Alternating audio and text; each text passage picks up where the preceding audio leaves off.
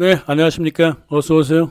저기, 1차 세계대전 발발하기 바로 전에, 한 일주일 동안, 어떤 일이 벌어졌나. 일단, 시간 순서를 좀 잡아놓는 게, 그 역사를 이해하는데 아주 기본이죠. 뭐, 6월 28일 날 일단 황태자가 암살이 됐어요. 그래서 이제, 7월 달 들어와서, 이게 이제 세르비아 쪽에서 또 들어온 것들이, 들어온 사람들하고 무기가, 이런 사건을 일으켰구나. 그래서 7월 3일 날 모든 게 확인이 됩니다.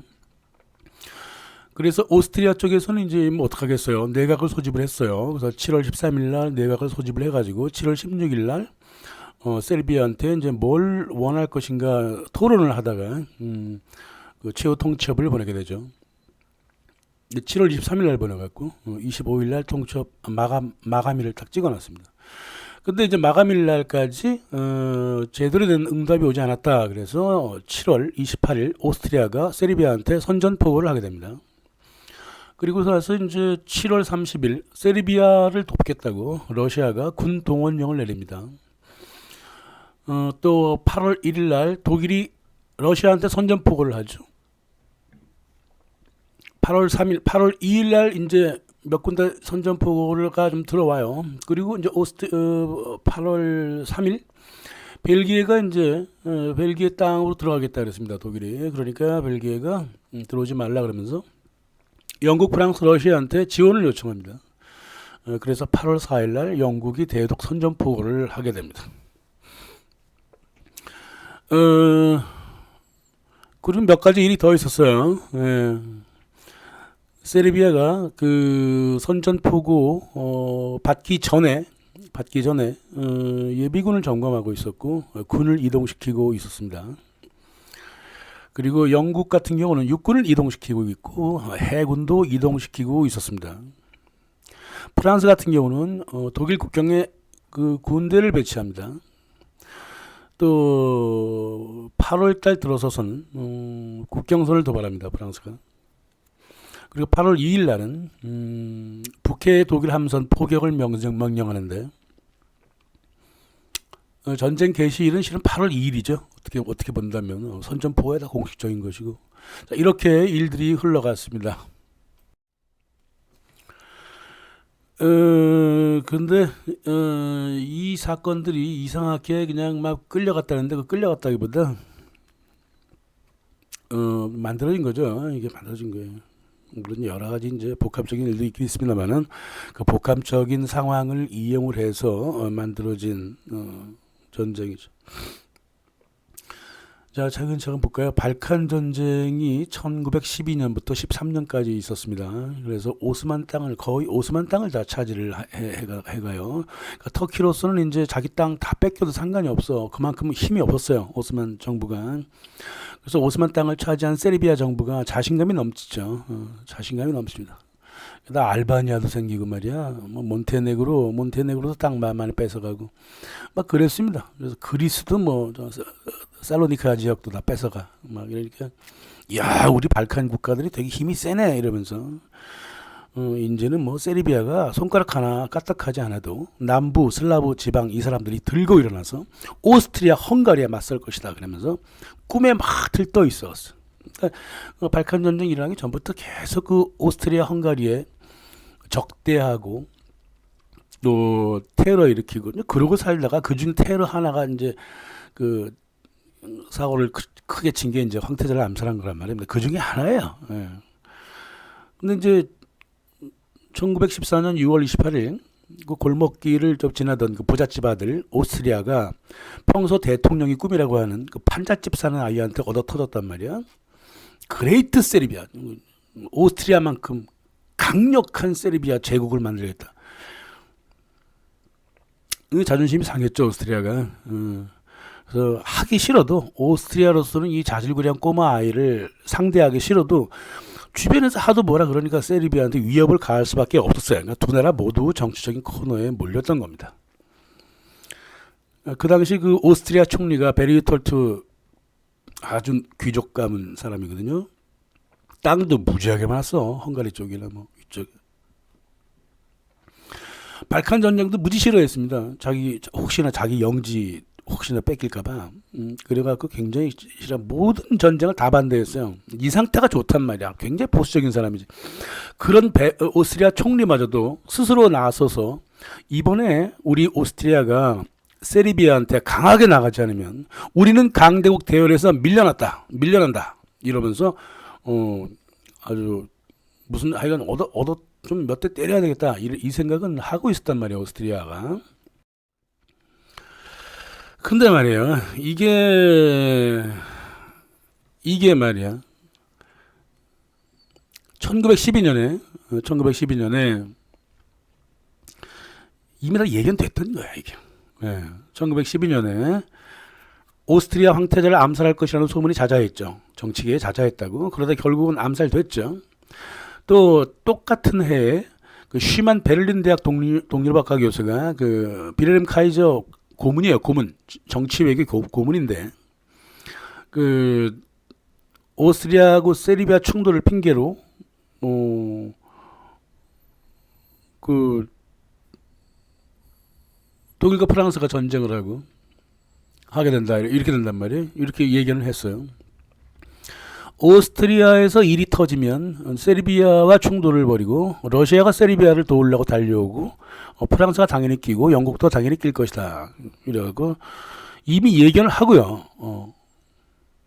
그러면 영국이 이런 아주 비열한 그 작전을 피기 전에 그럼 영국을 어떻게 하면 좋겠느냐 이래갖고 이 사람이 테오도르 슈만 교수가 그 아일랜드와 협정을 해라. 아일랜드가 지금 그 영국이 프랑스와 그 동맹을 맺는 바람에 평소 프랑스와 동맹을 맺고 있었던 아일랜드가 프랑스를 버렸다. 프랑스가 한테 배신당하지 않았느냐. 그러니까 독일은 아일랜드와 친하게 지내서 아일랜드의 독립운동을 지지해줘라. 그러면 영국이 혼란에 빠질 것이다. 그러면 영국이 이런 세계전쟁 같은 시나리오 쓰지 않을 것이다. 그래서 아일랜드를 지지한 거예요. 독일이. 빌헬름 2세가. 그래서 어떻게 보면 대만과 같죠. 이해가 안 좋다. 그러니까 프랑스가 아일랜드를 배신하니까 아일랜드가 독일한테 탁 붙어가서 그 영국을 공격할 때 그래서 이제 영국 본토 사람들이 아일랜드에 그렇게 못되게 구고 그런 게 이제 독일과 함께 또 친선을 했다는 또 이유도 있어요. 아무튼 그렇게 해서 이미 얘기를 해 왔던 겁니다. 예. 근데 사람들은 그때 이거를 갖다가 음모라 그랬잖아. 이거는 국제 정치예요. 음모가 아니라. 응? 국제 정치라고. 그래서 아무튼간에 이런 일이 1914년 7월 16일에 처음으로 드러났는데 주 비엔나 영국 대사 모리스 르벤션이 대공을 암살한 피의자로 세르비아 정부를 기소할 음모가 꾸며지고 있다. 그리고 오스트리아는 무력을 사용할 것이다. 여기에 독일이 끼어들 것이다. 이렇게 실제로 이제 전문이 외무부에 이제 돌아다니기 시작합니다. 그러니까 처음에는 음모였던 것이 이제 2년 지나서 완전히 현실이 돼버리죠. 또 있습니다. 실상 그 영국의 알프레드 밀러하고 에드워드 그레이가 독일만 움직이려고 한 게 아니야. 더 중요한 나라가 러시아였습니다. 러시아. 그래서 알프레드 밀러 팀은 말이에요. 1905년부터 사회주의 혁명, 러시아의 그 유대인 볼셰비키, 맨셰비키 그 모인 사회주의 혁명당, 그리고 더 나아가 러시아 비밀 경찰까지 프리메이슨 안으로 끌어들이고 있었단 말이에요. 그래서 계속 러시아에 내란을 일으키고 폭동을 일으킨 게 바로 알프레드 밀러 팀이에요. 그래서 이 내란을 일으켜서 나약한 그 러시아 정부로 하여금 전쟁으로 사람의 눈을 돌리게 하는 유도를 하려고 했단 말입니다. 그 러시아 대사 조지 부캐넌도 이 사실을 잘 알고 있었어요. 원래 부캐넌 가문이 외교관 가문인 동시에 그 지식인 가문이잖아요. 부캐넌 가문이 굉장히 유명한 가문입니다. 이게 영국에서는 똑똑한 사람입니다. 그래서 오스트리아는 절대 러시아랑 전쟁한다면 꿈도 꾸지 않았고, 독일도 다른 나라에 발을 들릴 생각 자체가 없었다. 하지만 내가 작년에 얘기했듯이 러시아가 발칸의 평화를 지키려 했는데, 강대국이, 즉 영국이 러시아를 심하게 밀어붙여 인내심의 한계를 드러내기 위해서 긴장을 일으킬 수 있다. 이렇게 예견을 하지 않았냐라면서 전문을 보냈습니다. 실상 그 러시아가 말이에요. 러시아가 상당히 그 조용히 있던 나라잖아요. 몸집은 큰데, 응? 몸집은 큰데, 그냥 둥둥한 나라예요. 예? 이제 발칸 전쟁 1912년, 13년 그 발칸 전쟁 벌어졌을 때도 그 숟가락을 얹지 않았다고. 딴 나라는 다 숟가락 얹었거든요. 그 세르비아, 불가리아, 그리스, 하물며 알바니아까지 생겨가지고 오스만 영토를 가져갔을 때 그 나라들은 모두 이제 슬라브 지역으로 좀 묶어주고 그러면 좋은데 거기에 대해서 한마디도 안 했어. 왜냐하면 1909년에 그 세르비아를 한번 지원을 하려 그러다가 독일한테 선전포고를 받아가지고 뒤로 확 물러난 적이 있거든요. 그 이후에 다시 그런 일을 할 수 없잖아. 그래서 러시아가 발칸 전쟁 때는 굉장히 그 중립을 지키면서 그 평화 중재 노력을 굉장히 많이 했습니다. 근데 다른 나라들은 이제 발칸에 숟가락을 많이 얹었다고. 근데 이런 러시아한테 계속 긴장을 일으키면 이제 화를 내지 않겠느냐, 이제 이렇게 얘기하는 거예요. 그러나 아무튼간에 러시아는 움직여야 했습니다. 예.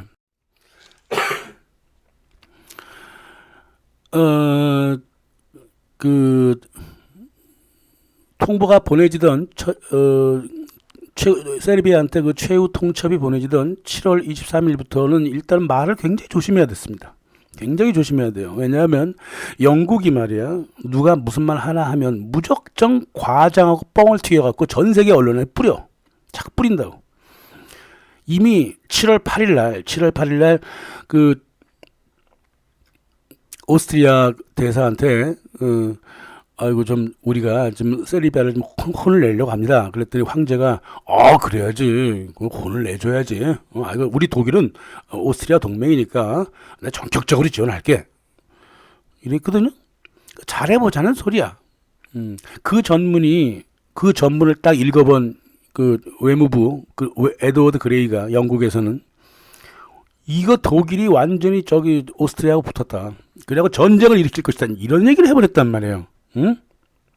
게다가 그 당시 그 해양청장이었던 윈스턴 처칠은 뭐라는 줄 알아요? 독일이 오스트리아한테 백지수표를 줬네. 독일의 그 자산하고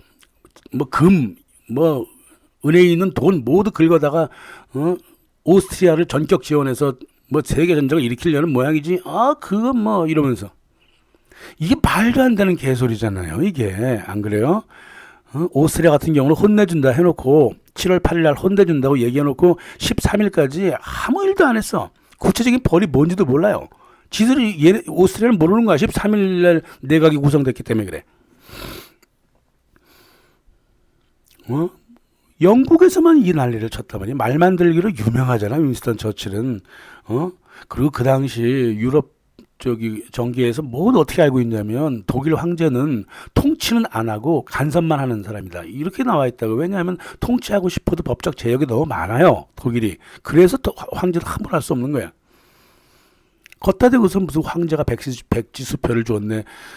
이런 얘기를 아직까지 지금까지도 역사책에 적어놓는 병자적인 역사학자들이 있다고. 말도 안 되는 소리 갖다가. 게다가 독일의 야욕이니 러시아가 긴장하고 있다. 무슨 러시아가 긴장을 해? 러시아 아무 생각이 없는데. 러시아가 세르비아를 보호하려고 쳐들어올 것이다. 일촉즉발이다. 개소리를 했어. 그래서 제1차 세계대전의 역사를 가장 객관적으로 설명하는 사람 중에 하나라고 하는 크리스토퍼 클라크가 어느 정도까지 얘기하냐면 일어날 필요가 없는 전쟁이 일어난 것은 이 언론 때문이다 그랬습니다. 언론 때문이다. 그 언론을 누가 움직였는지는 이제 크리스토퍼 클라크는 모르죠. 하여간 객관적인 사실만 얘기하려고 하다 보니까 이제 뒤에 있는 사람이 누가 움직였는지 좀 얘기를 안 하려고 그런 거나 아니면 모르거나 둘 중에 하나겠습니다. 언론이 일을 망쳤다 그랬습니다. 그 언론을 움직인 건 바로 에드워드 그레이죠. 사파도 그려내고 난리를 쳐대요. 하여간 사안이 사안인 만큼 러시아도 세르비아를 응원할 수 없고 말이에요.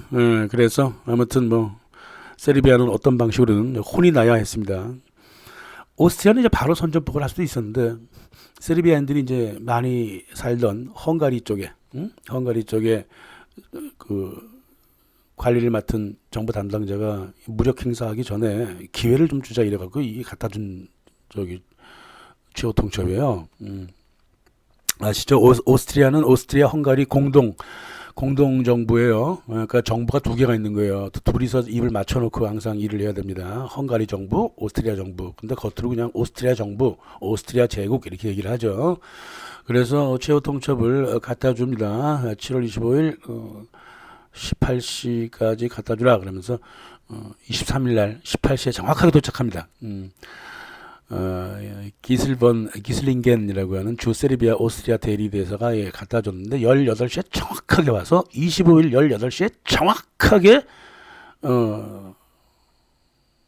최후 통첩 못 받은 걸로 하겠다 탁 하고 가버린 거야. 독일 사람들 좀 너무 일이 좀 딱딱하지. 그 내용을 보면 말이에요. 뭐 여러 가지 얘기가 있는데요. 뭐 반 오스트리아 그 언론사들 좀 폐지를 해라.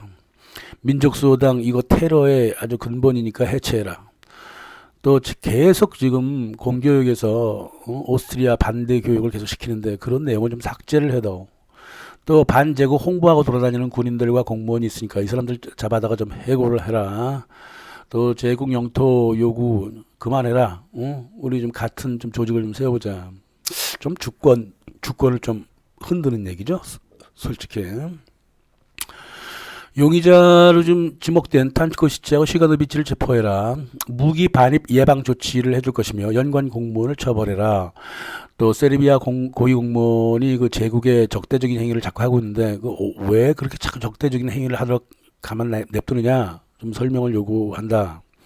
그리고 앞선 것들 모두 지체 없이 요구사항을 실천하고 여기에 대한 응답은 이틀 후에 받고 싶다 이렇게 얘기를 했습니다. 근데 말이에요. 한 7개 정도가 이제 주권을 좀 침해한다고 하지만 6번 황태자 암살한 것에 대하여 오스트리아 제국과 세르비아가 서로 공동 조사 기관을 만들자 그랬거든. 이게 왜 주권 침해야? 이걸 주권 침해라고 유보한 거예요. 세르비아가. 딴 거는 뭐 처음에는 뭐 3번도 4번도 좀 어렵지 않느냐. 그래도 다 그냥 저기 인정해버리고 그렇게 하겠다고 다 응답을 주는데 6번만 이게 이제 유보하고 싶다 그랬단 말이야. 유보하고 싶다. 왜 그랬을까? 오스트리아 검찰들이 세르비아에 들어와서 조사를 세르비아 검찰과 같이 하게 될 경우 이 고위 공무원까지 다 건드릴 가능성이 있단 말이야. 그러니까는 정부 내각에서 6번만은 좀 유보를 하자 이렇게 된 거죠. 차라리 이거 국제 그 공동조사단을 만들어서 뭉개 만들어보자 이렇게 얘기를 25일 날 전했단 말이에요. 응? 근데 옛날에도 뭐 사건이 있었을 때는 오스트리아하고 세르비아 공동조사가 있었어요. 없던 게 아니라고. 근데 이걸 갖고 자꾸 물고 늘어진단 말이에요.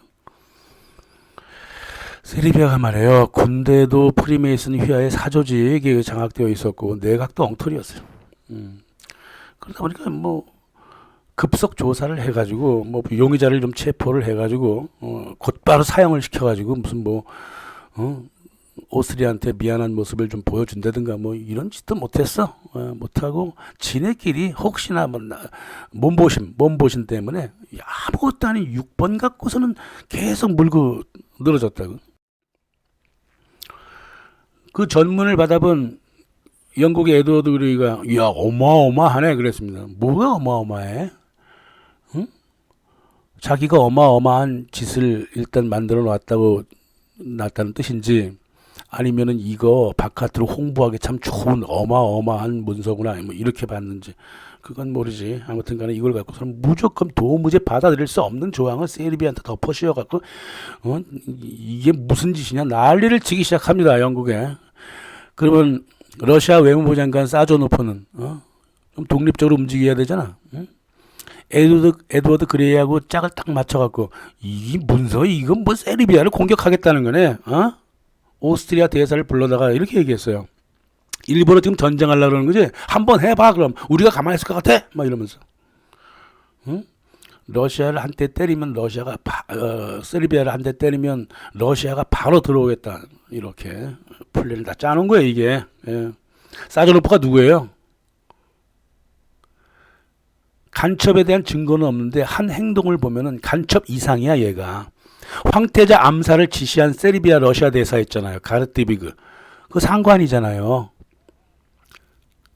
가르티비그가 러시아 외무부 장관, 그 당시 외무부 장관 사자노프 허락을 받지 않고 황태자를 암살했을 것 같아?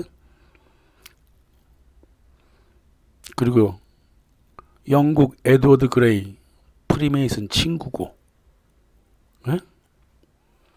영국 네트워크 안에서 움직인 놈이에요, 사자노프가. 근데 그래서 계속 러시아의 군을 움직이라고 자꾸 그래요. 움직이라고. 어?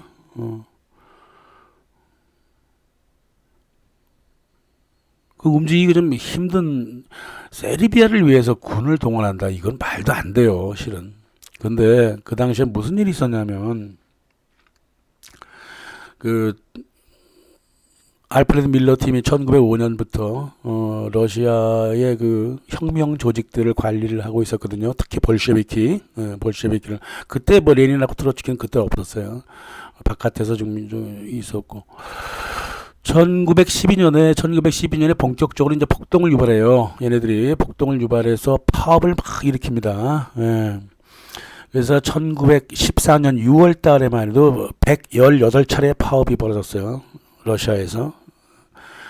근데 이 파업의 양상이 말이야 이상해져요. 7월부터 파업이 폭력으로 변합니다. 폭동으로 변해버려요. 한 번도 그런 적이 없거든. 1906년하고 1906년까지도 약간의 그 폭동이 있었어요. 그 이후에 처음으로 벌어진 폭력 시위가 막 벌어지기 시작한 거란 말이야. 지금 뭐 역사학자들이 그 당시 왜 그 1914년 7월에 러시아의 그 파업들이 총파업을 다니는 그 볼셰비키가 다 일으켰거든. 볼셰비키가. 근데 왜 하필 폭력으로 변질됐을까? 여러 가지 설명하거든. 설명할 거 없어요. 일부러 그렇게 시킨 거예요. 폭력을 사용을 해야 막 전차를 막 엎어버리고 막 이래야지만이 군을 동원할 수 있거든. 어서 군대를 동원, 경찰을 갖고는 안 되니까 그 군을 동원하라고 이게 폭력 시위를 8만 명이나 노동자를 끌어다가 볼셰비키가 무려 17일 정도까지 이어졌으니까 7월 3일부터 17일까지 이어졌으니까 뭐 2주 동안 계속 총파업을 벌이고 있어요. 이게 안 되겠다 싶은 거죠.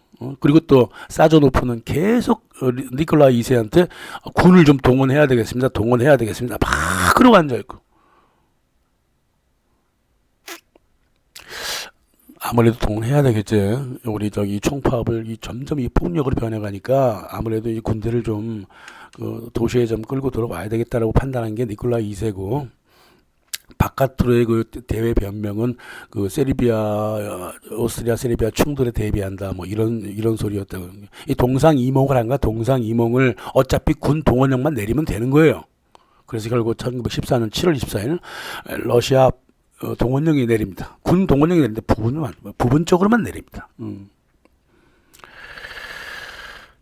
그래서 누가 봐도 7월 24일 러시아 부분 동원령은 그 세르비아 핑계를 댔지만 내수형이었어요. 내수형. 예. 그래갖고 영국 조지 부캐넌이 다 알고 있었어. 전문을 보내요. 에드워드 그레이한테. 그레이 장관님, 러시아의 군 동원령이요. 이게 실제로나 조치를 보거나 확실히 러시아 노동자 파업과 연관되어 있습니다. 이렇게 보냅니다. 에드워드 그레이는 알고 있거든. 자식 눈치도 없네 이러면서. 알고 있었어요.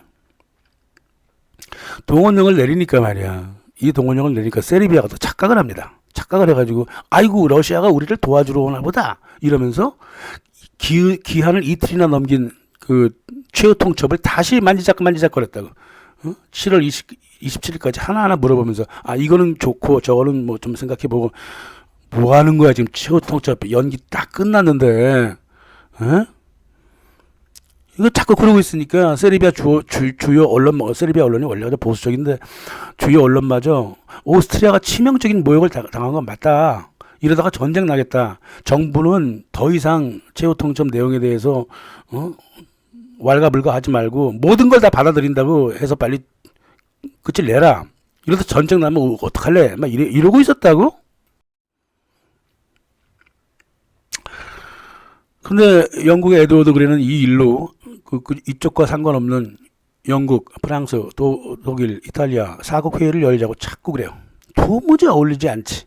각 3국 동맹끼리 한 나라씩 빼고 나머지 두 나라가 2+1을 만나자는 거야. 이걸 누가 좋아하겠냐고. 러시아가 얼마나 섭섭해하겠냔 말이야. 러시아가. 응? 또 독일 쪽으로는 오스트리아가 얼마나 섭섭해하겠어. 이쪽과 연관이 없는 나라는 게 또 무슨 뜻이야. 하여간 이상한 짓만 하고 다녔어 얘가. 실은 지금 사람들로서는 잘 이해를 못하겠습니다만은 제2차 세계대전 때 말이야 미국 국무부가 생각한 게 뭐냐면 동맹을 서로 맺대. 자기 동맹을 먼저 친다 그랬다고요. 그러니까 자기 동맹이 러시아거든요. 소련이야 소련. 미국의 동맹이 소련이라고. 영국의 동맹이.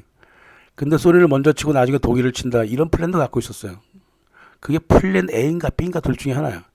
어차피 러시아하고 독일을 둘 다 무너뜨려야 되기 때문에 러시아를 먼저 치든 독일을 먼저 치든 상관이 없었다고. 이 사실을 블라디미르 푸틴이 잘 알고 있죠. 블라디미르 푸틴이 잘 알고 있기 때문에 미국과 영국을 더 이상 믿질 않습니다. 왜? 2차 세계대전 때 독일을 친 다음에 바로 러시아를 치려고 그랬거든 얘네들이. 그걸 잘 알고 있어. 근데 1차 세계대전 때도 그런 플랜이 있었단 말이에요. 참 동맹은 쉽게 매긴하는 겁니다 이게. 그래서 뭐 캐럴 키글리가 이미 트레지든 허프라는 책에다 써놨듯이 이게 알프레드 밀러의 계획이에요. 이 러시아를 먼저 치고 나중에 독일을 친다든가 아니면 독일을 먼저 치고 나중에 러시아를 친다든가 이런 건 다 지네들의 계획이라고. 그래서 독일의 그 브리미스가 이게 뭔 개소리냐 하면서 무슨 최고 재판소도 아니고 말이야. 각 동맹국 두 제국만 따로 뽑아가지고 나머지 동맹국 하나하나씩 두 제국을 심판하겠다고 말도 안 되는 소리를 하고 앉아있다고 계속 그랬다고. 근데 그 끝없이 계속 못 먹어도 고야 얘는 계속 밀어붙이고 있는 거야. 여러 가지 이제 그 보관이 있는 거지만, 응? 러시아하고 오스트리아 분명히 충돌을 해야 되는데 이 네 개 국가 중에 어느 하나라도 방해하면 안 되잖아. 그러니까 일단 우리 뭉쳐보자 이런 소리도 이런 또 판단을 하기도 했고 아무튼간에 공격이 있든 없든간에. 이 동맹국들을 이제 분열을 시켜 놓아야지만이 자기가 일하기 쉽거든요. 얘는 삼국 동맹이라 그래갖고 삼국 회의라 그래갖고 그 프랑스하고 러시아와 같이 동맹을 맺었지만 단 한 번도 동맹 조약에 사인한 적이 없어요. 뭘 도와주겠다고 입을 열어본 적도 없다고. 그러니까 프랑스하고 러시아가 뭐라 그래 결혼하자고 해놓고 말이야 한 번도 집에 안 들어와. 영국이 그랬다고. 프랑스하고 러시아는 서로 같이 잤다고. 살림살이도 같이 살아 가고. 근데 영국은 집에 아예 들어오지도 않아. 결혼식 딱 끝나자마자 바로 차 타고 어디로 가버리고 전화만 계속해 전화만. 그래. 사랑해. 잘 있어. 뭐. 영국이 계속 그랬습니다. 세르비아 쪽으로 보면 말이에요. 1914년 7월 25일 날 최후 통첩을 하는 바로 그날 군 동원령을 내라고 합니다. 네? 이 신중하지 못한 정부라고 이게. 7월 25일 최후 통첩을 전달을 오스트리아한테 하고 10가지 조항을 다 준수하겠다. 6번만 약간 유보를 해다오. 이런 상태에서 보내고 나서 군 동원령을 내렸다는 뜻이 뭐예요? 말로만 지킨다 그러고 실제 행동을 안 했다는 소리잖아. 안 그래요? 오스트리아가 이 모습을 보고 화가 머리끝까지 난 거야. 그러지 않아도 7월 18일 날 무슨 얘기도 없었는데 세르비아 군대가 예비군을 점검하고 있었거든요. 예비군을 점검하고 있었다고. 그걸 몰랐을 것 같아요. 오스트리아가. 독일이 다 캐치하고 있었지. 근데 이거는 7월 25일 날 아주 공개적으로 군 동원령을 내렸기 때문에 응? 이게 어떻게 된 일일까? 이게 과연 둔한 세르비아의 그 정치와 외교의 모습일까? 아니죠. 세르비아 정부 자체가 엉망진창이라 그랬잖아. 정부가 군대를 장악하지 못하고 있고 정부는 누가 장악하고 있느냐? 황태자를 암살한 디미트리에비치가 계속 군사령관 내에서 움직이고 있었단 말이에요. 디미트리비치가 누구의 지시를 받아? 러시아 대사 가르트비그의 지시를 받죠. 가르트비그는 심장마비로 죽었죠. 가르트비그 위쪽에는 사조노프가 있죠.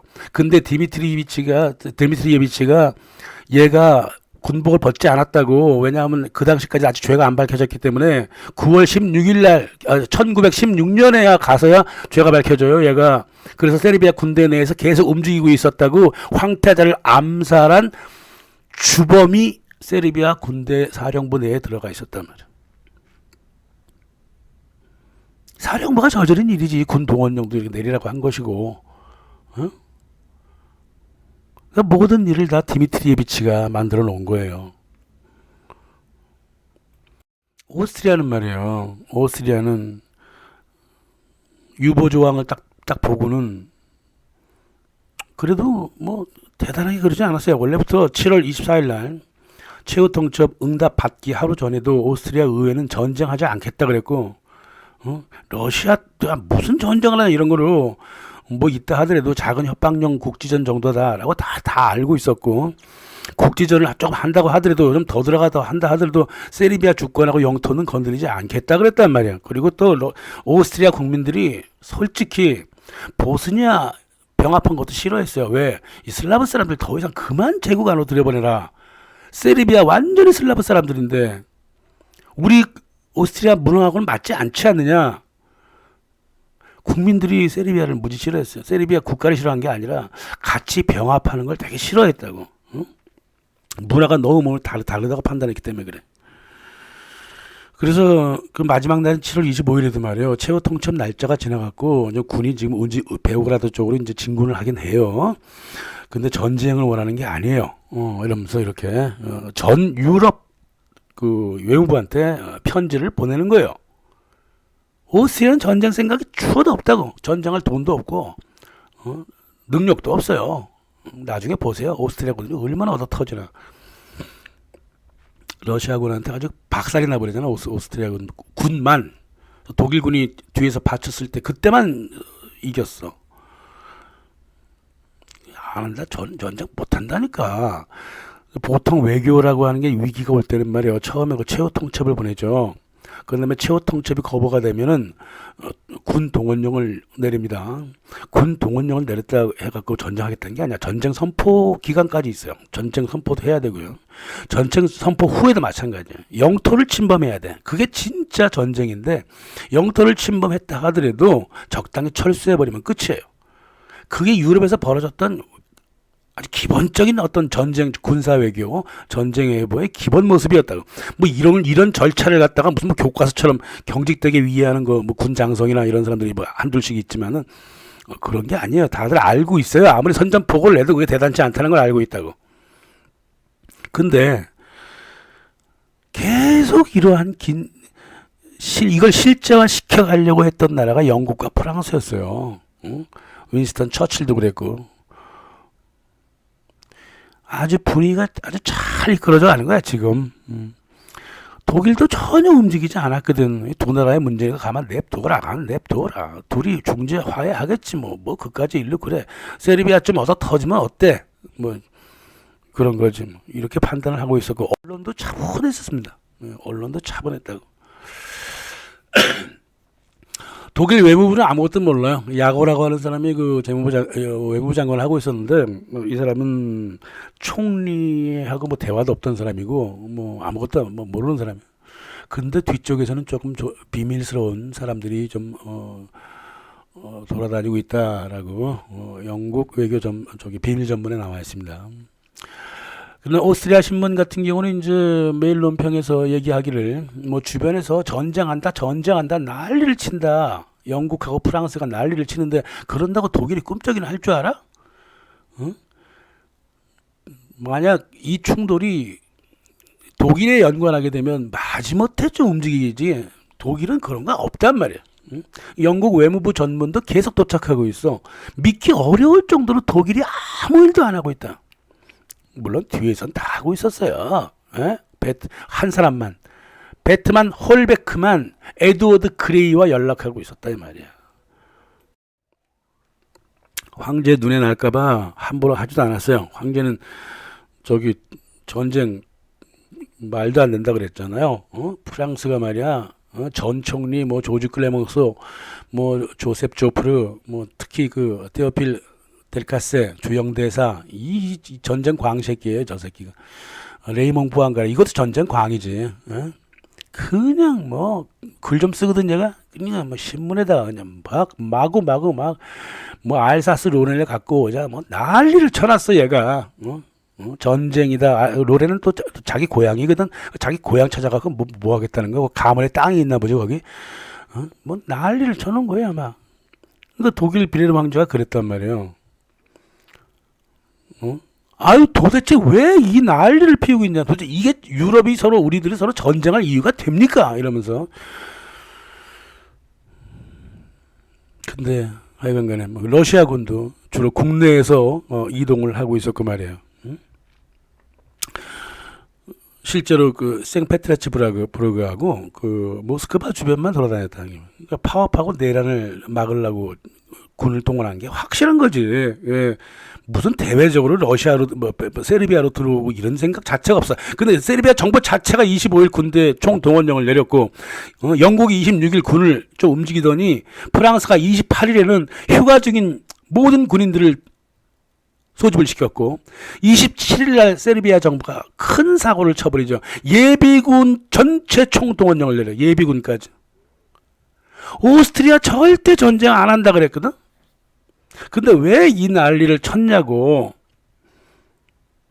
프랑스 대통령이 러시아 가 있다가 29일 날 파리에 도착을 했어. 파리에 도착해가지고 며칠간 열차 타고 오는 바람에 눈곱도 안 떼고 29일 날 전쟁 이날 날려고 말이야.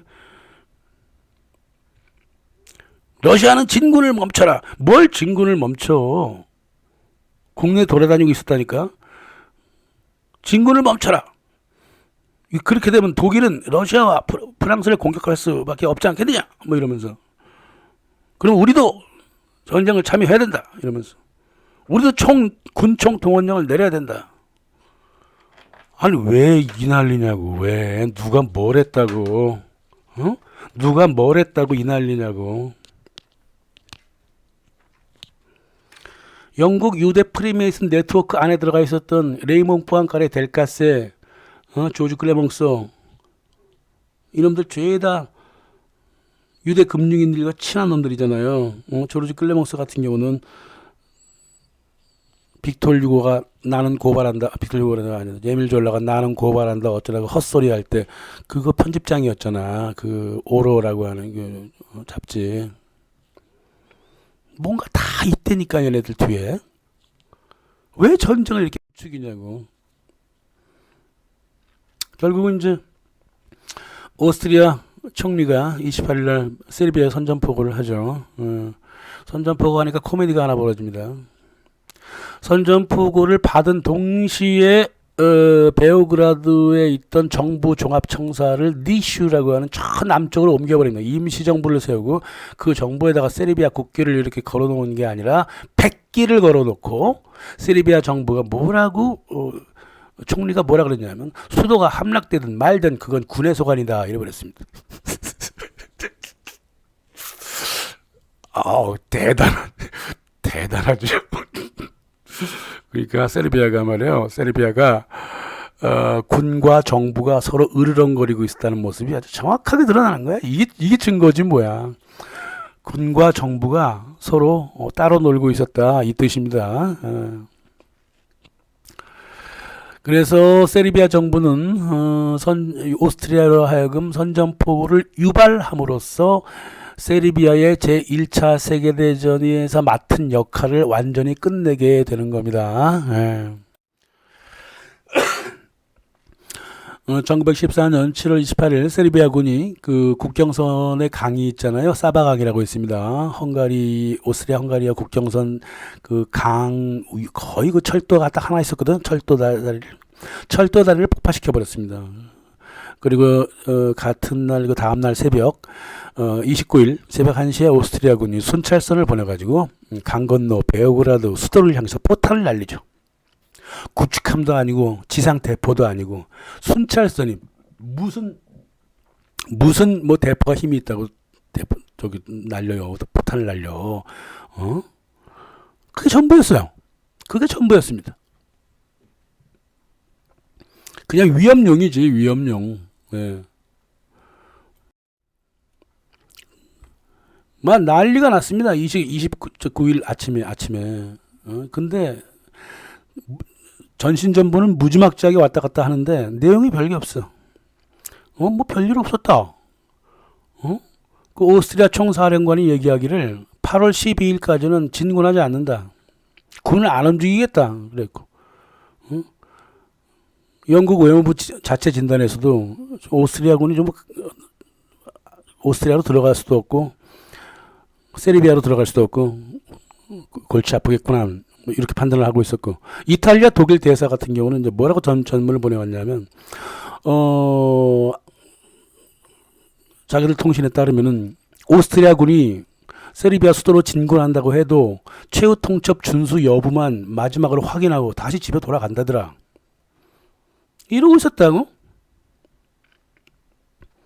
상황이 이런데 에드워드 그레는 미친 짓을 다 하고 있었단 말이야. 뭐 친구들이 싸우는데 물러서 있을 수는 없다. 우리가 물러서 있다고 생각하지 마라. 일이 좋지 않게 변하면 우리 영국도 참전하겠지. 프랑스 얼굴에 먹칠하지 마라. 벨기에 회소는 우리는 받아들일 수 없다. 프랑스가 관여한다면 우리도 끌려 들어가야 될 것이다. 계속 불을 지펴. 언론을 통해 갖고 독일은 오판 말라 이러고. 독일이 뭐 했다고? 독일 아무것도 안 했거든요. 우리 같이 한 60살 정도 먹은 사람들은 오판 말라는 슬로건 많이 알고 있어요. 어린 시절에.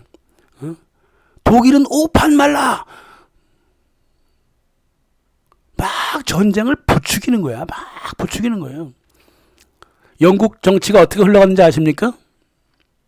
8월 5일 전쟁이 본격적으로 시작되기 바로 전까지 영국 의회에 공식 문서 하나 전달한 적이 없어요. 영국 의회가 도대체 상황이 어떻게 흘러가는지 전혀 모르고 있었어. 지금 같으면 이건 솔직히 말도 안 되죠. 그죠? 말도 안 돼. 실은 말이 되네. 이를테면 뭐 코비드 질병청 정책 같은 거 의회에 허락 안 받았잖아. 지들 멋대로 해버리잖아. 똑같은 거지 뭐. 실은 그러네. 제가 말을 취소해야 되겠습니다. 지금도 그렇게 흘러가네요. 아까 말씀드렸듯이 동맹국 프랑스와 러시아한테 공식적인 공조 표명이 한 차례도 없었고 벨기에가 도움을 요청하니까 어떤 종이장 하나 써준 적이 없어. 이렇게 흘러갔다고. 얘 혼자 다 한 거야. 영국 외무부가 모든 일을 다 만들어 놓은 거란 말입니다. 이게 그 당시의 흐름이었어요.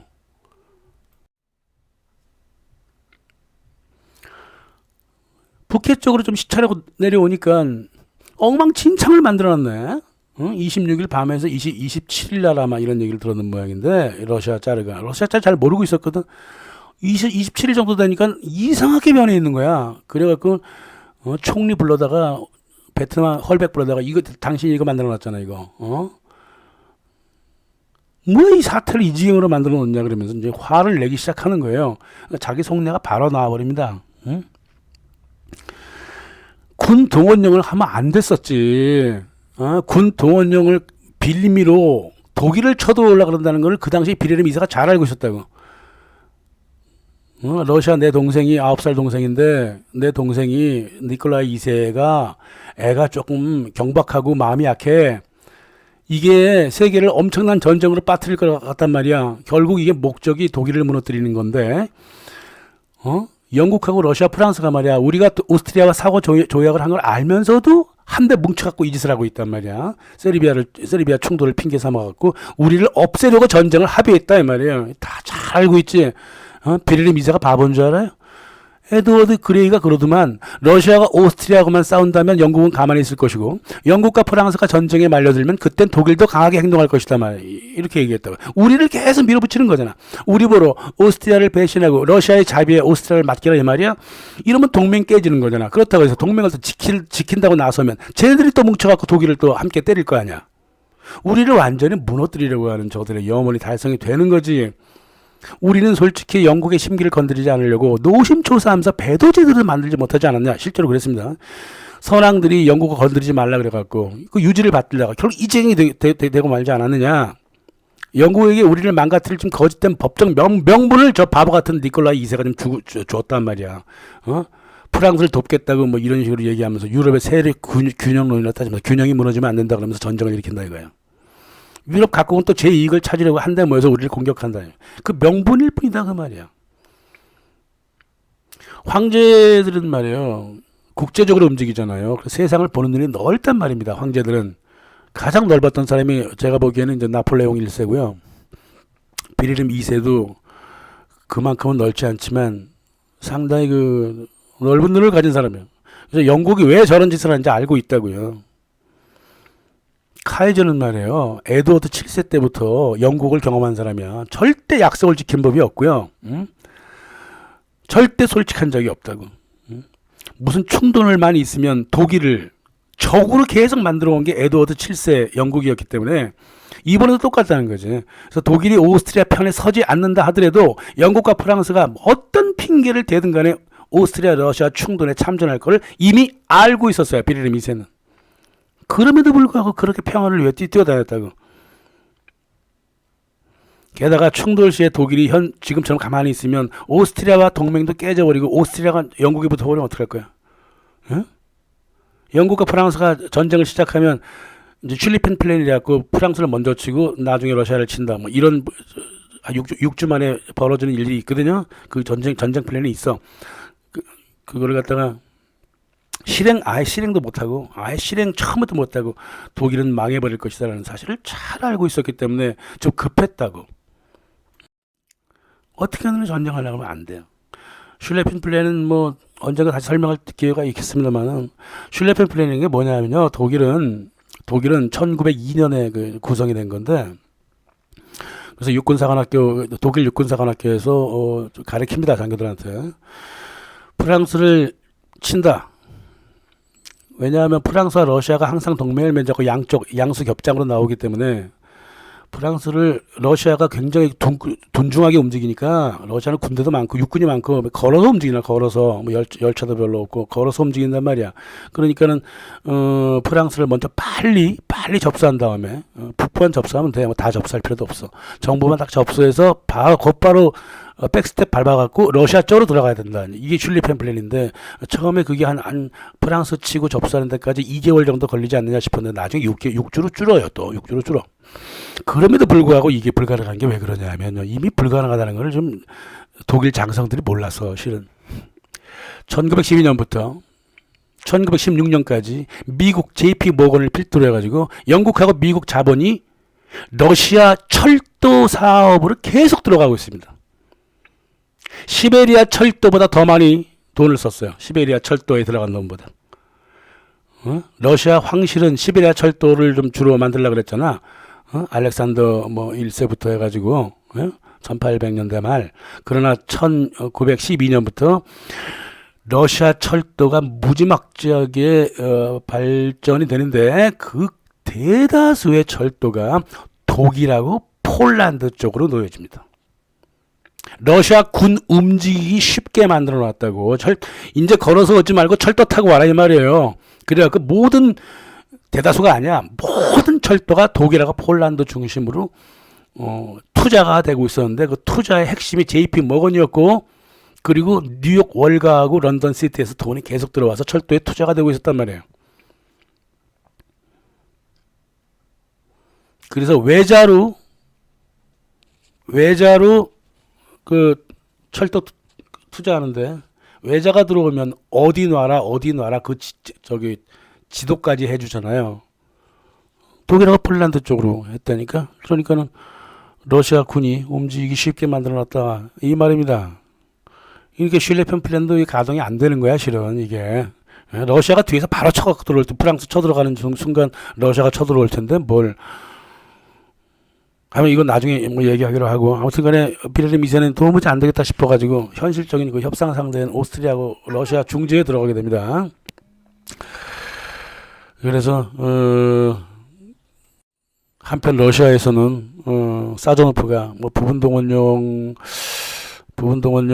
좀 총동원령으로 바꾸라고 또 바꾸라고 계속 니콜라이 2세를 꼬시고 있었단 말이에요. 어? 뭐 오스트리아가 어차피 독일 밑에 있으니까 오스트리아하고만 전쟁할 수는 없다. 결국 오스트리아랑 전쟁하면 독일과 전쟁한다는 소리인데, 그러니까 총동원령을 내려라. 그리고 프랑스가 일이 커지면 프랑스가 동참을 약속했고 영국도 참전할 것이다 이러면서 막 총동원령을 계속적으로 밀어붙였습니다. 게다가 각국 대사들한테는 뭐라고 설명을 했냐면, 오스트리아가 세르비아 영토를 취하지 않아도 세르비아는 노비 국가가 될 것이다. 다시 오스트리아가 세르비아 영토를 병합하지 않아도 세르비아는 노비 국가다. 네가 그거 어떻게 하니? 부하라도 영토를 잊지만 실은 러시아 노비거든요. 지금 뭔 소리야? 부하라는 왕정 국가고, 그리고 비단길 지금 우즈베키스탄 사마르칸트 바로 왼쪽에 있는 그 왕정 공국이라고, 거기는 비단길이기 때문에 모든 상인들이 얼망정얼망 모여 살아요. 거기에 무슨 러시아 노비야 거기가. 각자 가게 다 자기들 갖고 있는데 뭐 말도 안 되는 거짓말로 이렇게 사람들을 속인단 말이에요. 그래서 세르비아가 오스트리아에 병합되지는 않아도 노비 국가처럼 살아가는 거를 아마 러시아 정부가 견딜지 모르겠다. 아마 혁명이 일어날 걸. 어이구, 러시아 사람들이 세르비아를 그렇게 사랑했어? 그럼 러시아가 병합하지 그래? 하여간 거짓말도 어느 정도 끝해야 될 거 아니야. 독일은 전쟁 준비하는 시간을 벌고 있다. 독일은 이미 전쟁 준비 끝났거든. 독일은 지금 전쟁이라 그러면 바로 튀어나오는 준비가 제일 잘 된 군대예요. 독일이. 지네만 안 돼 있지. 핀란드만을 보면 독일 함대가 움직이는데 러시아를 치려고 하는 확실한 증거다. 핀란드만의 독일 함대는 항상 순찰 돌고 있었어. 원래 움직이는 함대예요, 그게. 얘가 왜 이런 짓을 할까? 이 간첩보다 더한 짓을 하고 앉아있다고. 지금 전쟁을, 러시아의 군 동원령을 내려갖고 독일을 치려고 아주 작정을 하고 달겨들고 있다고, 얘가. 왜 그랬을까? 응? 도대체 에드워드 그레이한테 뭘 얼마나 얻어먹었다고 그럴까? 사조노프 얘가 말해요. 얘 매형이 저 유명한 스톨리핀 러시아 총리, 뭐라 그래? 매형이라고 걔가 그 사람. 그래서 스톨리핀이 얘를 출세를 시켜준 거예요. 근데 얘가 고위 공무원, 자기 매형인 스톨리핀 옆에서 공무원 하고 있을 때 암살당하는 두 사람을 봤어. 하나는 황제가 암살당하는 거야. 근데 암살한 사람이 누구냐? 유대 프리메이슨이란 말이야, 얘가. 그리고 자기 매형도 암살당했단 말이야. 자기 매형도.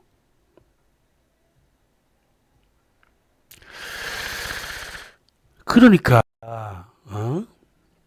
얘도 암살당할 수밖에 없었다고 판단한 거죠.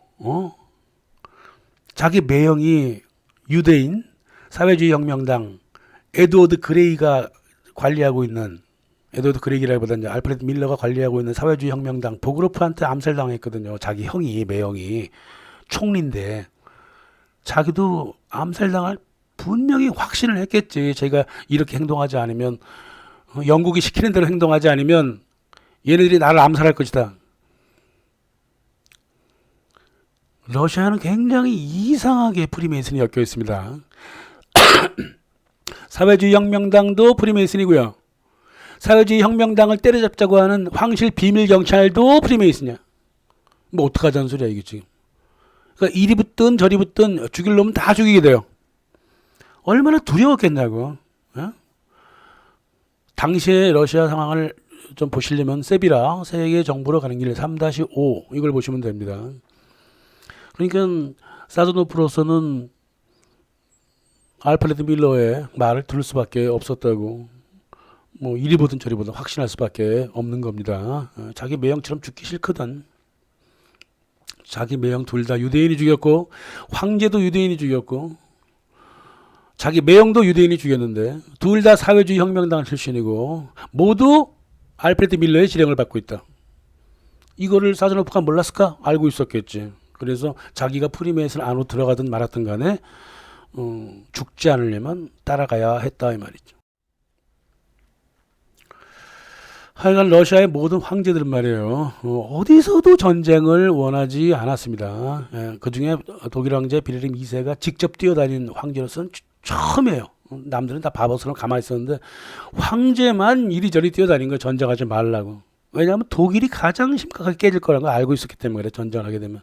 그런 전쟁을 왜 하겠냐고. 근데 독일 총리 베트만 이놈은 황제가 평화에 관한 거 하면 뒤에 쫓아다니면서 방해를 했단 말이에요. 그리고 7월 31일 러시아가 결국 군 총동원령을 내렸거든.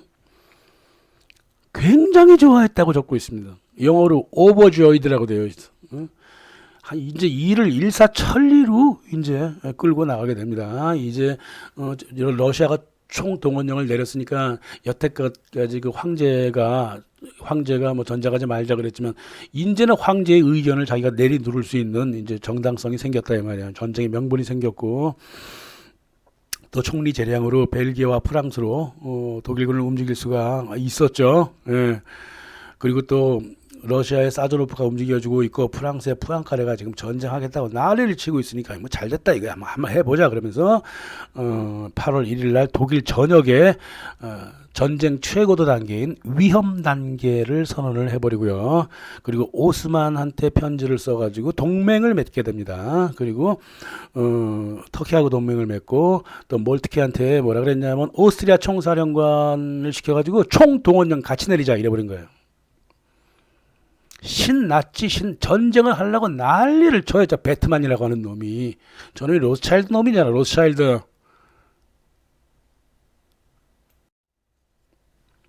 황제만 뛰어다녔다고. 황제만. 예? 황제 밑에 있는 놈들은 모두 전쟁 설레발을 계속 치고 있었고 영국은 함대를 움직입니다. 영국이 전체 함대를 움직이게 돼요. 빌헬름 2세는 급하죠. 예. 그래서 지금 중재하려고 서로 얘기 중인데 자네 총동원령을 내렸으니 뭐 하려고 그래? 그러다 오스트리아로 군대까지 움직이고 있네. 제발 그러지 마라.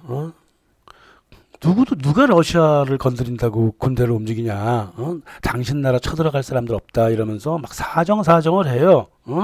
동생이잖아. 9살 동생이라고 사촌 동생. 자네가 힘들 때 내가 도와줬잖아. 이번에 나 좀 도와줘라. 이러면서 전문을 보내요. 영국, 러시아, 독일이 황제가 서로 사촌인 건 뭐 다 아시죠? 그러니까 이제 니콜라이 2세가 이 바보가 또 전문을 보내요. 군대 이동하기가 기술적으로 좀 어렵거든요. 기술적이 뭔지도 몰라. 무슨 테크니컬리가 무슨 뜻인지도 몰라 얘는. 얘가 원래 러시아에서 황제로서 바보로 소문난 사람이잖아요. 우린 전쟁 아무튼 원치 않아요. 오스트리아가 움직이니까 우리도 움직였죠. 하여간 세르비아 건에 대해서 오스트리아와 협상을 지금 하고 있는 한 우리 군대는 안 움직일게요. 움직이지 않을게요. 이렇게 전보를 쳤다고. 맹세할게요. 그랬어요. 왜 맹세까지 한다 그랬냐면 자기네 내부의 총파업 볼셰비키 노동자 총파업에 계속 대비를 해야 됐기 때문에 국경선까지 끌고 가지 않을 것이다. 이렇게 판단을 했기 때문에 형님한테 맹세를 하는데 어떤 도발 행동도 하지 않겠다 그런 거야. 이 말이야. 근데 결국 언제까지 좀 총동원령을 좀 해제해다오 그랬더니 조금 하더니 또 안 하네. 사드로프가 가만히 있었겠어요. 짜르 미쳤습니까? 이러면서 안 풀어 총동원령을. 그러니까 8월 1일 날 우리도 군 동원령을 내릴게 이랬으니까는 어차피 내렸다고 독일도 그러면서 뭐 동원령을 내린 형님을 이해합니다. 하지만 우리 서로 충돌하지 말자고요. 우리의 우정을 꼭 지킵시다. 이렇게 보내면서 비공식 자리에서 뭐라 그랬냐면 러시아든 독일이든 간에 동원령이 꼭 전쟁을 말하는 건 아니고 동원령 해제는 언제라도 할 수 있으니까 뭐 큰 걱정하지 마라 이러고 있었다고 둘이서.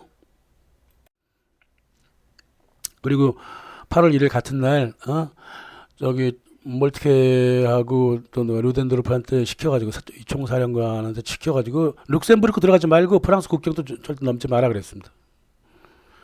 근데 이게 하나가 전문이 늦게 도착하는 바람에 이미 룩셈부르크 안으로 들어가고 있었거든요. 그리고 또 하나는 프랑스 쪽에서는 안 들어가도 되는데, 프랑스가 아니라 저기 벨기에 가까이 와서는 안 들어가도 되는데, 몰트케가 황제한테 받은 전문을 손으로 찢어버려요. 처음에는 응답을 했어요. 지금 멈추면 철도 시간도 정해져 있고 그래갖고 무슨 변명, 이상한 변명이야. 우리 뭐 어디 가라는 겁니까 지금? 이렇게 되면 군대 이동 플랜도 슐리펜 플랜도 흐트러져요. 이러다간 독일군이 자멸합니다. 절대 군대 못 돌립니다. 이래버린 거야. 비레리 미세가 엄청나게 화가 났죠. 야 몰트케, 너 있잖아. 네 삼촌 몰트케 아니야. 너는 쥐뿔도 아닌 놈이야. 네 삼촌이 위대한 장군 몰트케 장군이지. 너는 쥐뿔도 없는 놈이야. 니네 삼촌 같았으면 그렇게 얘기 안 했을 거야. 이렇게 얘기를 하면서 전문을 끊어버렸어. 전문을 끊지 말아야 했었거든요. 몰트케가 어떻게 행동할지를 모르니까. 그래서 전문을 끊어버렸어. 그러니까 몰트케가 벨기에 쳐들어가 버려라. 뭐 이렇게 되는 거 아니에요. 어차피 전쟁은 났고. 실은 몰트케 판단이 옳았을 수도 있어요. 실은. 옳았을 수도 있습니다. 왜냐하면 빨리빨리 해야 되거든요. 프랑스는 어차피 움직이고 있었기 때문에 프랑스를 빨리 치고 재빨리 러시아 쪽으로 뒤돌아서야 됐었거든요. 그래서 이게 8월 2일쯤이 되면 이제 일이 거의 다 끝나갑니다. 독일 대사들이 각 나라 외무부 장관 앞에서 눈물 흘리고 사조노프 같은 걸레 같은 놈 앞에서도 독일 대사가 막 무릎을 꿇고 막 눈물을 흘렸습니다. 어떻게 해서 일이 이렇게 됐는지 모르겠다고. 어떻게 되긴 어떻게 돼. 영국의 외무부 장관 에드워드 그레이가 죄다 만들어 놓은 일이죠. 독일의 독일의 황제가 평화를 위해서 이리저리 다 뛰어다니고 있을 때 에드워드 그레이는 거꾸로만 행동했습니다. 유럽 중립국 모두에게 영국 편에 서라고 막 강요를 하고 있었고, 일본한테도 전문을 보냈고, 이게 8월 5일 이전에다 말한 거예요. 8월 2일 날 독일과 미국 무선 통신망을 끊어버렸고, 또 7월 달부터 동부 유럽으로 들어오는 편지 3분의 4를 파괴해버렸고, 이게 어떻게 가능한지 아십니까? 그 당시 영국이 전 세계 전신전화 우편 유통 90%를 장악하고 있었기 때문에 영국 회사들한테 모두 명령을 내려갖고 독일 쪽으로 들어가는 모든 그 편지는 다 끊어라. 이렇게 됐단 말이에요. 미국에다가는 25만 반독 선전물을 공수하고 뉴욕을 엄청나게 뿌려놨어. 독일이 잘못한 것처럼 자꾸 만들어놨다고. 그리고 8월 1일이 되니까 이제 전쟁 분위기가 이제 최극도로 올라가거든. 그러니까 벨기에 건드려 봐라. 영국 시민들이 분노한다. 벨기에 어서 건드리라 이 말이야. 이제 전쟁이다. 독일과 중립 약속 가능성 닫았다. 우리가 움직이지 않으면 독일이 서유럽을 지배할 것이다. 그리고 터키가 독일 편에서 너 죽을 줄 알아. 이래버린 거다. 프랑스의 전쟁광들이 움직이고, 이제 로스차일드 독일 총리 베트만이 움직이니까 이제 그 무대에서 오스트리아하고 세르비아는 뒤로 싹 빠져버리고 독일과 프랑스가 새로운 무대 위로 싹 올라옵니다. 이렇게 됐던 겁니다. 그래서 그레이는 계속 불을 지피고 있고, 벨기에 갖고 잠깐 뭐라 그러는데,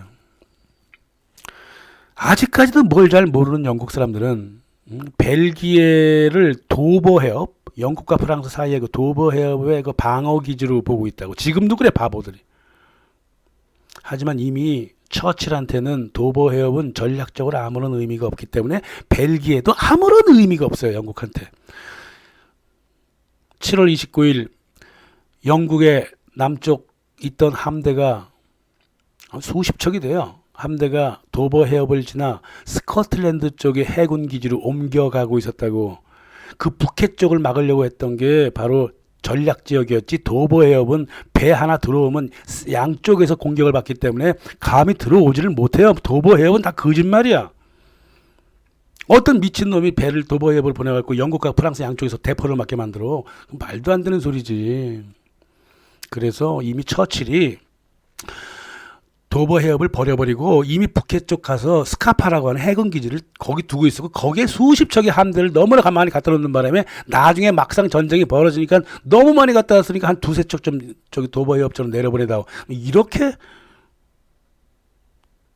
얘기를 했던 거예요. 7월 29일 새벽 1시에 수십 척의 함대가 소등을 하고 불이 절제나 조용히 몰래 스카파 기지로 함대를 옮겨서 본격적으로 독일과의 해전을 준비를 하고 있었다고. 29일부터 벌써 영국이 그랬어요. 그래도 벨기에하고 도버해협을 이렇게 버려버린 주제에 벨기에를 변명 삼아갖고, 참, 이 얼굴도 이렇게, 8월 2일 영국은 독일과의 모든 교신도 끊어버렸습니다. 더 이상 얘기 안 하겠다는 거지. 그래서 독일은 자기 조국을 전쟁으로 몰아가는 유대 프리메이슨 네트워크 놈들이 8월 2일부터 전면에 등장을 해서 전쟁을 시작하게 되는 겁니다. 프랑스가 알사스 로렌 쪽에서 계속 도발을 하죠. 전쟁 도발을 합니다. 독일 땅을 자꾸 들어옵니다. 알사스 로렌 그거 우리 땅 아니야? 이러면서 막 들어와요. 독일은 가만히 있었습니다. 서로 막 비난을 하죠. 막 쳐들어왔다고. 왜 우리 땅을 들어오니? 뭐, 니네가 먼저 들어왔잖아. 막 그러는데, 어디를 봐도, 그, 알사스 로렌 쪽에는 말이에요. 마지노 요새가 쫙 펼쳐 있다고. 마지노 요새가 펼쳐 있기 때문에 독일군이 그 마지노 요새를 넘어와서 도발을 못해요. 프랑스가 한 거지. 미쳤다고. 독일이 벨기에를 지나가려고 그랬을까? 룩셈부르하고 벨기에 지나가려고 그랬을까? 남쪽으로는 마지노 요새가 있기 때문에 못 들어온단 말이에요. 그 북쪽으로 갈 수밖에 없었다고. 근데 도발은 거의가 다 알사스 로렌 쪽, 마지노 선이 있는 쪽에서 벌어졌다고. 그럼 누가 버린 거야, 이거? 이거 프랑스가 버린 거잖아. 이게 군 명령 없이 될 것 같아요? 안 되지.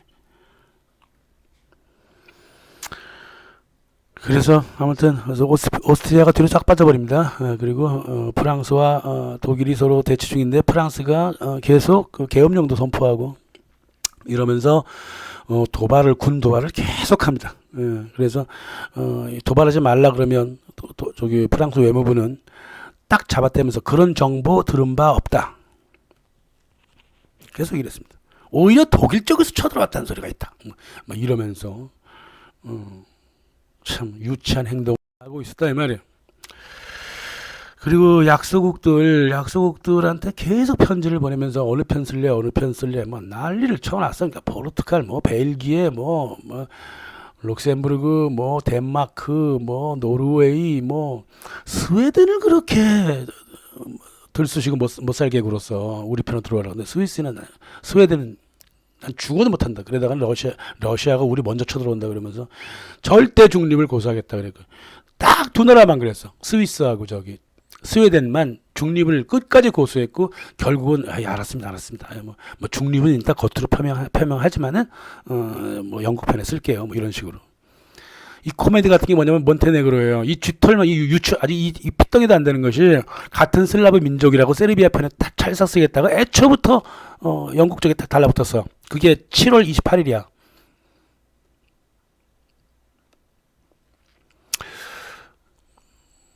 그래서 스위스가 외환 거래를 정지시키고 이러면서 전쟁을 막 대비를 하고 있었습니다.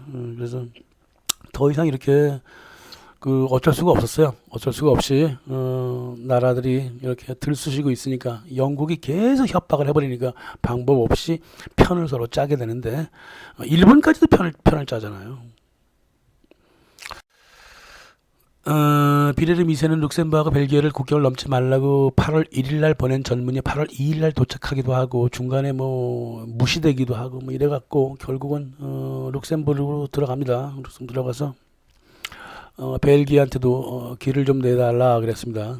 길을 내달라. 그럴 수 있죠. 네. 국제법상 룩셈부르크는 독일 관리 하에 있기 때문에 혹시나 비용 손상이 있으면은 뭐 그거 정도만 물어주면 돼요.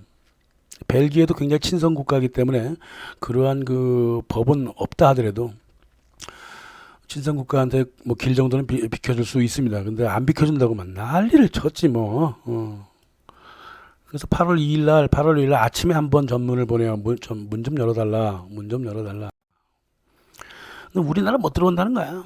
용감한 몬테네그로, 뭐 그리스, 포르투갈, 네덜란드, 노르웨이 모두 영국 편에 서가지고 독일을 비난하고 막 그랬다고.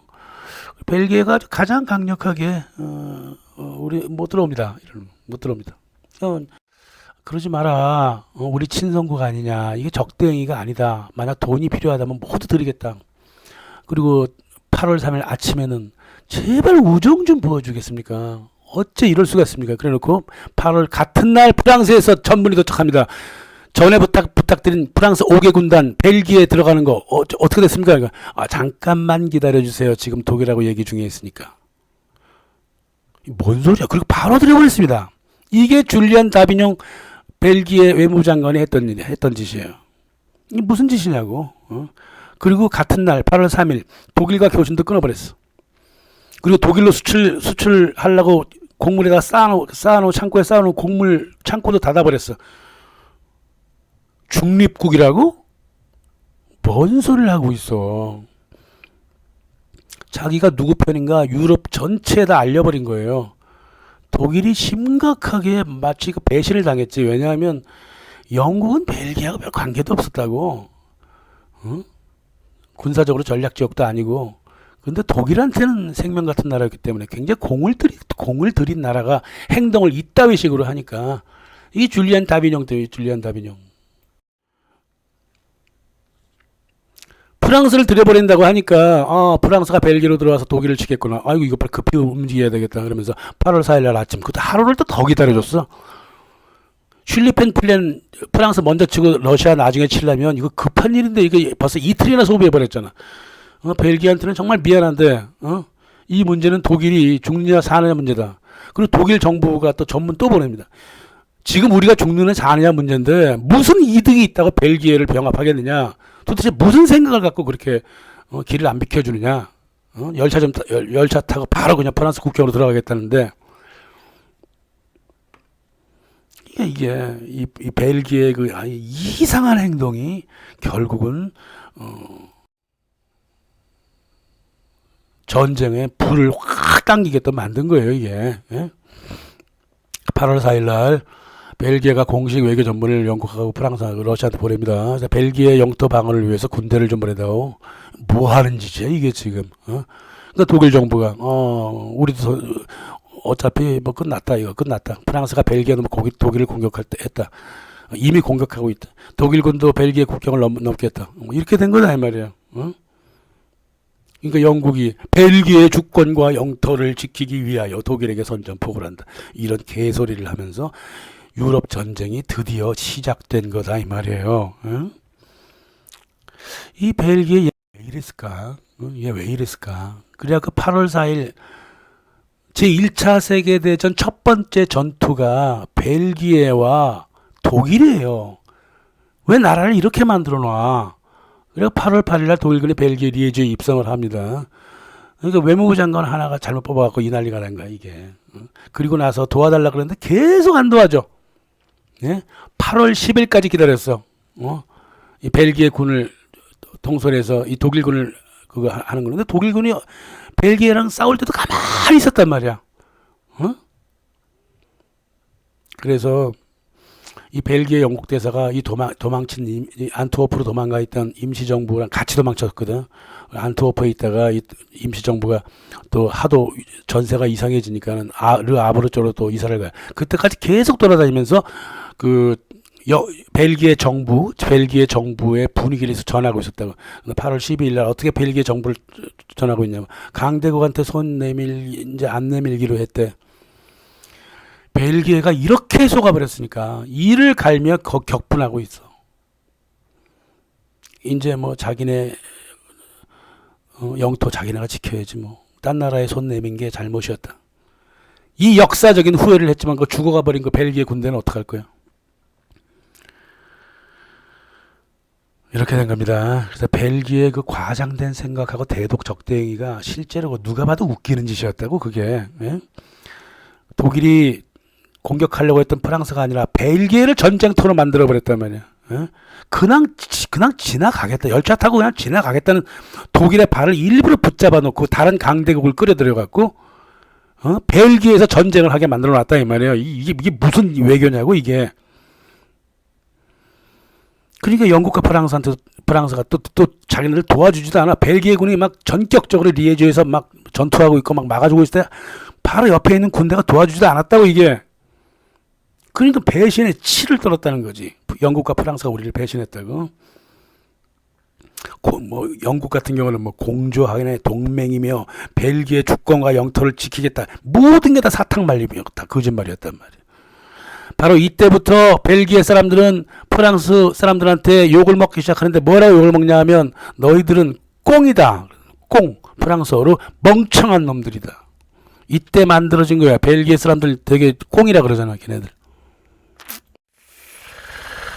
자, 8월 4일 모든 게 다 끝났습니다.